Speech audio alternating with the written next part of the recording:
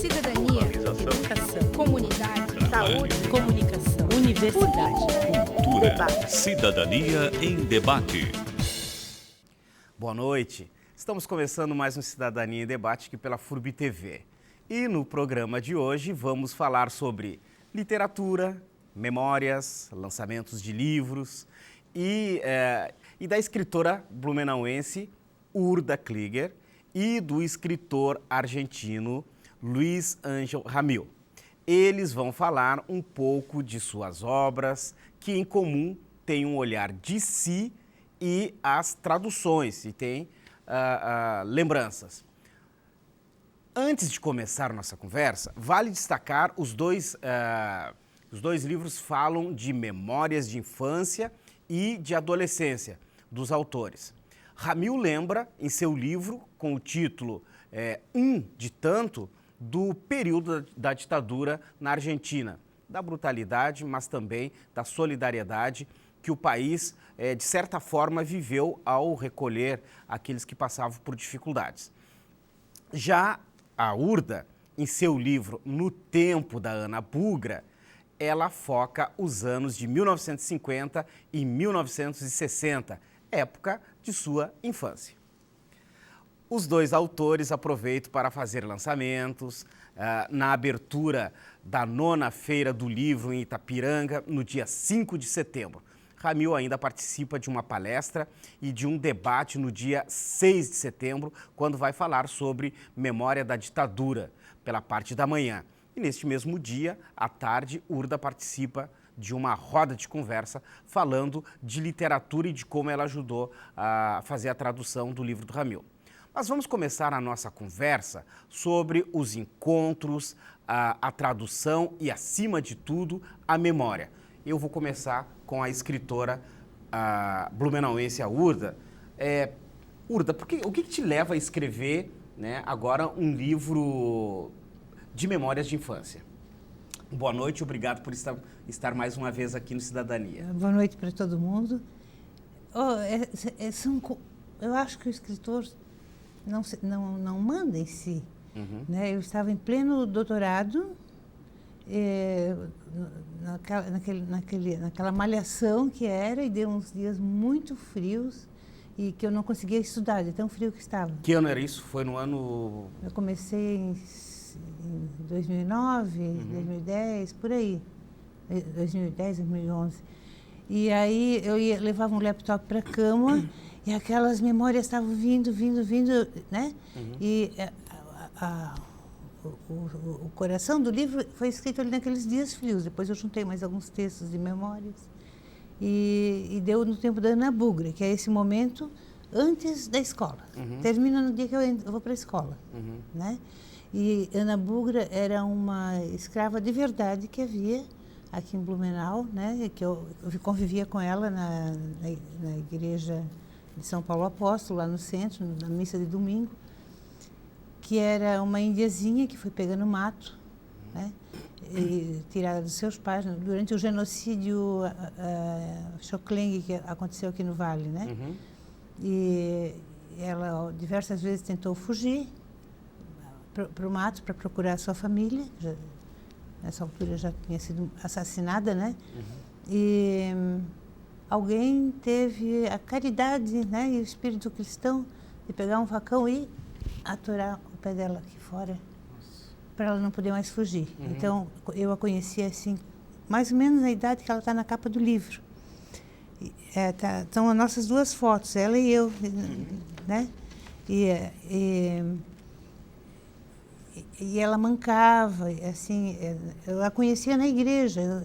Eu penso que foi a primeira pessoa que despertou em mim o gosto pelos povos originários, por conhecer mais sobre os povos originários, né? Uhum. Ficava muito atenta atrás dela, sentada na igreja, nunca... Curiosíssima, ela usava um tênis nessa época só se usava para educação física, era humilhante usar um tênis para ir na igreja, né? E depois, quando ela saía da igreja, muitas crianças ficavam ao redor dela gritando Ana Bugra, puxando o cabelo dela, essas coisas. Eu nunca fiz, né? E tinha o maior respeito por ela. Ela morreu, penso, na década de 70. Ela um dos principais colégios do centro de Blumenau, a tinha como escrava. Bom, é uma história, a Urda, obviamente, ela busca a história dessa personagem e que se entrelaça com a própria personagem Urda. Mas eu vou apresentar aqui o nosso outro convidado, que é o Luiz Ramil, que ele também está lançando livro no Brasil.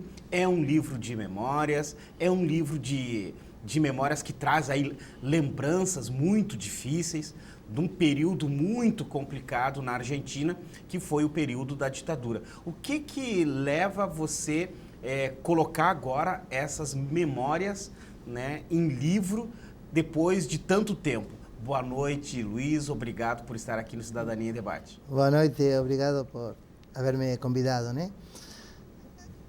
Bueno, yo en principio soy escritor porque escribí eso, pero no siempre fui escritor como Urda. Esa es una historia que yo tenía dentro mío, tenía que salir y no sabía cómo hacer para contarla.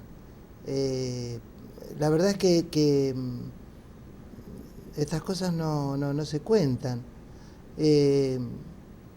Hubo una persona que me hizo pensar en escribir. Es una persona que declaró en un juicio contra un torturador. Y esta persona declaró que eso que estaba por declarar él al juez no se lo había contado ni a sus hijos, porque le daba vergüenza las cosas que habían feito con él, ¿no? Y esta persona declaró en ese juicio, el torturador fue condenado a prisión perpetua, y esta persona, cuando salió del juicio, hace 5 años, fue secuestrado y hasta hoy permanece desaparecido. Entonces yo dije, bueno, él contó su historia y lo pagó con su vida, y todos tenemos alguna historia para contar, porque como yo cuento en ese libro, es muy diferente la dictadura que hubo en Brasil o en Uruguay con la que hubo en Argentina. En Argentina hubo un verdadero genocidio, donde todos fuimos víctimas. Entonces, mi libro se llama Uno de Tantos porque yo fui una de tantas víctimas. Y cuento mi experiencia en determinado momento, que fue el año 76, y en determinado lugar, que fue la Argentina. Pero no es mi oficio el de escribir, fue la necesidad de contar. Y pasó algo que voy a contarle. Yo no sabía cómo escribir, porque... E essas lembranças que você coloca no livro, elas vinham, de certa forma, ao passar dos anos, elas vinham querendo sair de você? Claro, sí. No fue algo... no fue algo que lembré en ese momento, ¿no? Era algo que estuvo siempre ahí adentro. Sempre querendo contar, né? Siempre queriendo contar y no había forma, ¿no? Y...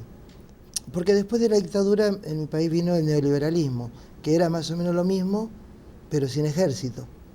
Entonces no había libertades tampoco, hay mucha gente presa. Después vinieron 12 años de buena suerte en la Argentina, que fue el gobierno de los Kirchner, y ahora vuelve otra vez el neoliberalismo y otra vez volvemos a tener presos políticos. Desde el 1 de enero tenemos presos políticos en Argentina, tenemos 11 presos políticos. Gente que no ha feito mal a nadie, gente que no ha tocado un arma nunca, gente que ha trabajado en cooperativas de viviendas, en movimientos sociales. Hoy están presos, sin causa, sin razón.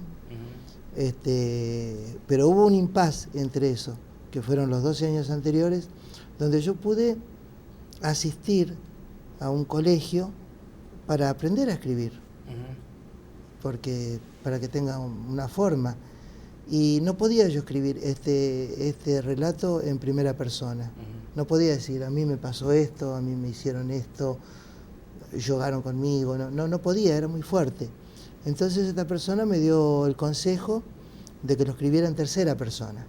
Mi livro está escrito em terceira persona. Uma estratégia de escrita que a Urda conhece muito bem, que é fazer um olhar de si na primeira pessoa, mas também faz um olhar de fora, né, Urda? É uma estratégia de escrita. O que tem de semelhante nas duas escritas de vocês que vocês, de certa forma, estão fazendo um olhar de si. O Luiz faz um olhar a partir da sua juventude, né? Você tinha 17 anos quando foi preso. Sí. Tinha 17 anos quando Sim, foi sim. preso. Você No fue Sequestrado, preso. né? é preso, não, sequestrado, né? Conta um pouco dessa história pra gente. Bueno, la diferencia entre estar preso y secuestrado es que a mí me detienen cuando salgo de mi lugar de trabajo. Acá ustedes creo que dicen oficina, nosotros llamamos fábrica, ¿no? Y inmediatamente me ponen una capucha en la cabeza, ¿no? Me tapan así la cabeza, y desde ese momento yo ya no supe dónde estaba. Pasé por diferentes formas de tortura, espancamiento, todo lo que ya sabemos. Choque elétrico. Choque eléctrico, ¿no? Siempre fechado, ¿no? E você participava de algum de partido político, de movimento social? Sí, eso sí. Yo era peronista. El peronismo es un movimiento nacional y popular en mi país, es un movimiento multitudinario. Y trabajaba en la fábrica y hacía sindicalismo en la fábrica también. Entonces tenía una militancia sindical y política. Então, quer dizer, o governo, na época, mirava principalmente aqueles que estavam militando, né? Nos sindicatos y nos movimentos también, ¿eh? Sí, en realidad, en el caso mío, los patrones me denunciaron. Los patrones dijeron que había una persona, un joven que era revoltoso, y así fue que me secuestraron. Y me torturaron, querían saber información que yo no poseía. Y bueno, pasé por la tortura. Después, cuando no pudieron, por algún motivo, porque nunca se sabe también en estos casos por qué alguien sobrevive y otros no, ¿no? Donde yo estaba había otra gente que estaban torturando. Yo estaba, cuando no me torturaban a mí, torturaban a otras personas y yo oía los gritos de esas personas.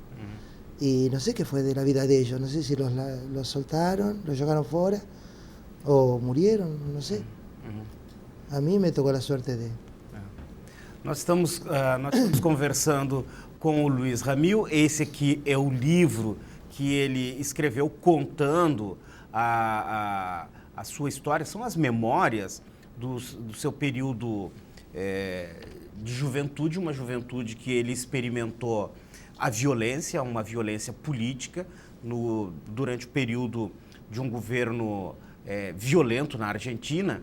E hoje nós temos dois escritores, um escritor argentino, uma escritora brasileira blumenauense, falando de suas memórias. A gente vai fazer um intervalo e na volta vamos saber um pouco mais dessas memórias e vou saber um pouco do Luiz também, o olhar que ele tem da Argentina daquele período e o olhar que ele está tendo da Argentina atualmente. E da Urda, obviamente, nós vamos tentar levantar aqui dela o que ela conta lá, né, nesse livro que ela está lançando agora. A gente faz um pequeno intervalo e já voltamos.